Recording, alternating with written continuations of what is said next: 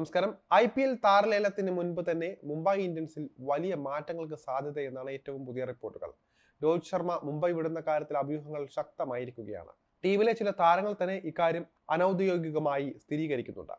അതേസമയം താരലേലത്തിന് മുൻപ് രോഹിത് ശർമ്മ മുംബൈ വിടുമെന്നാണ് മുൻ ഇന്ത്യൻ താരമായ ആകാശ് ചോപ്ര പറയുന്നത്. എന്നാൽ താരലേലത്തിൽ വെക്കുന്നതിന് പകരം മുംബൈ ട്രേഡ് അടിസ്ഥാനത്തിലായിരിക്കും രോഹിത്തിനെ കൈമാറുകയെന്ന് ആകാശ് ചോപ്ര പറയുന്നുണ്ട്. രോഹിത് മുംബൈയിൽ തുടരില്ല എന്ന് തന്നെയാണ് വിശ്വസിക്കുന്നത്. ഏത് ടീമായാലും 3 കൊല്ലം രോഹിത് തുടരുമെന്നാണ് വിശ്വസിക്കുകയെന്നും ആകാശ് ചോപ്ര പറയുന്നുണ്ട്.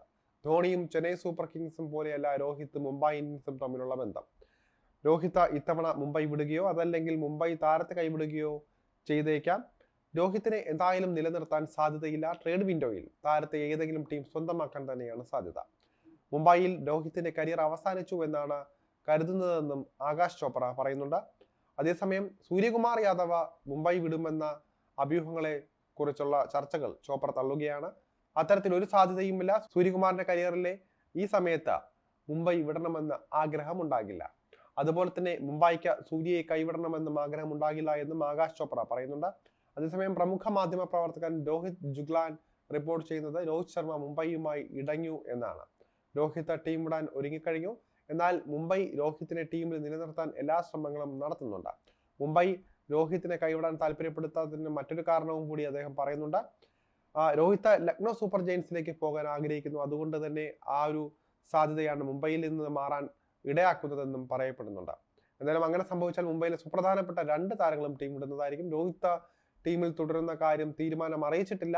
മുംബൈ അദ്ദേഹത്തെ നിലനിർത്താനുള്ള ശ്രമങ്ങൾ നടത്തുന്നുണ്ടോ എന്ന് 3 താരങ്ങൾ പറഞ്ഞതായാണ് രോഹിത് ജുഗ്ലാൻ പറയുന്നത്.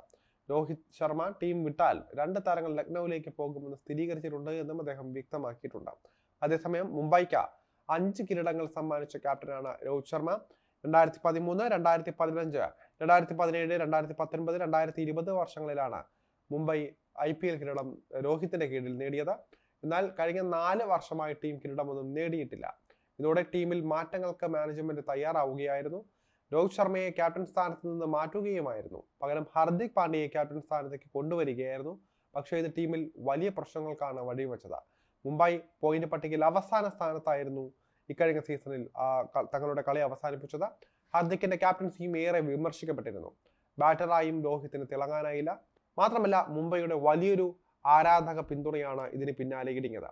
രോഹിത്തിനെ ക്യാപ്റ്റൻ സ്ഥാനം മാറ്റിയതിന് പിന്നാലെ തന്നെ നിരവധി പേരാണ് മുംബൈക്കെതിരെ തിരിഞ്ഞത്. നിരവധി പേർ അവരെ സമൂഹ മാധ്യമങ്ങളിൽ നിന്ന് അൺഫോളോ അവരെ ചെയ്യുന്ന സാഹചര്യം ഉണ്ടായി.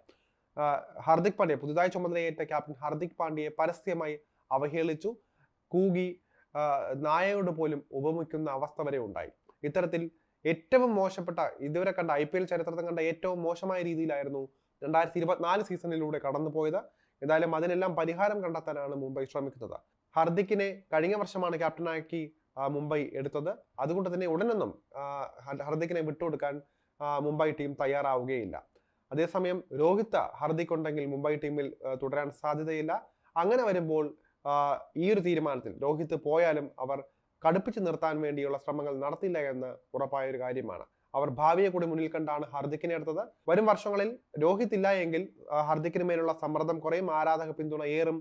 അതുവഴി ടീമിന് മുന്നോട്ട് കടക്കാൻ കഴിയും എന്നാണ് മുംബൈ ഫ്രാഞ്ചൈസി ഇപ്പോൾ പ്രതീക്ഷിക്കുന്നത്.